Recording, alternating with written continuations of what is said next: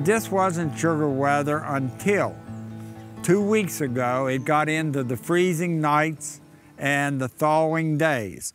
And that's what we need. The ideal temperature, 25 at night, 45 in the day. It's sugaring season at S&S Maple Camp in Allegany County. And this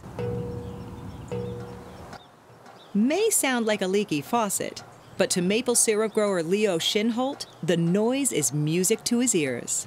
A good saying the sugar makers have is, wind from the west, sap runs best. Wind from the north, sap comes forth. Wind from the east, sap runs least. Wind from the south, sap is a drought. A mantra Leo has followed since he first began making maple syrup as a child. This sugar house I started when I was 10 years old. These trees that I'm standing beside, I've been tapping these trees for 60 years. Leo has 250 acres of sugar maple trees here on his home farm in Corriganville, where he has 300 buckets out collecting sap the old-fashioned way. I love seeing buckets, and this is the only place that we have the buckets. He taps about 11,000 additional trees. But unlike the bucket system, sap from these trees flows into a tank through a network of plastic tubes. 95% of our trees now is tubing. It sure beats gathering with buckets. I mean, it saves a lot of time. A lot of time. Either way, each tree must first be tapped. Today, Leo, along with his nephew Jason Kennel and cousin Rick Neubeiser, are tapping the last tree of the season. When we tap our tree, we drill a 3/8 hole 2 inches deep into the tree. Place the spout and hang the bucket. Then, wait for the tree to start producing sap.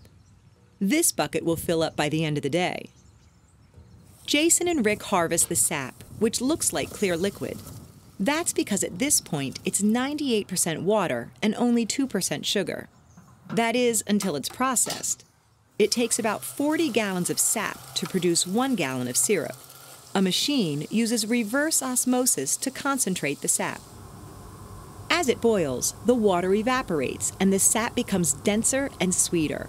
Once it reaches the proper density, check this out, rich golden maple syrup. We ship syrup all over the United States. And some stays local. A lot of our syrup goes to Michele's Granola, which she incorporates our syrup into her products. Look at that beautiful, rich caramel color, and it really comes through in the aroma as well. When it starts toasting in the ovens, it fills the entire facility with the most amazing, natural, sweet smell. Here at Michele's Granola in Baltimore County, they make 6 different varieties of granola, and all of it is made by hand. Day to day, we make 80 batches of our product. That's our current production volume, and they are small batches. They're about 35 pounds a batch, almost 15,000 cases a week. Their newest product is toasted muesli. And the special ingredient in this cereal is syrup from S&S Maple Camp. It's a different style cereal than granola. The primary difference is that it's a different texture. It's a lighter, looser blend of cereal. But all of our products start with a base of organic oats, and the muesli is made with oats, seeds, nuts, and dried fruits. Once the ingredients are blended together, the muesli makes its way to the oven. Traditionally, muesli, which is a Swiss cereal, is raw. And ours is lightly toasted, which really brings out the flavors of all of the ingredients, including the maple syrup. After the muesli is toasted, it cools for a bit before the last ingredient is added. So we have an organic seedless raisin and diced apricot that goes into our muesli.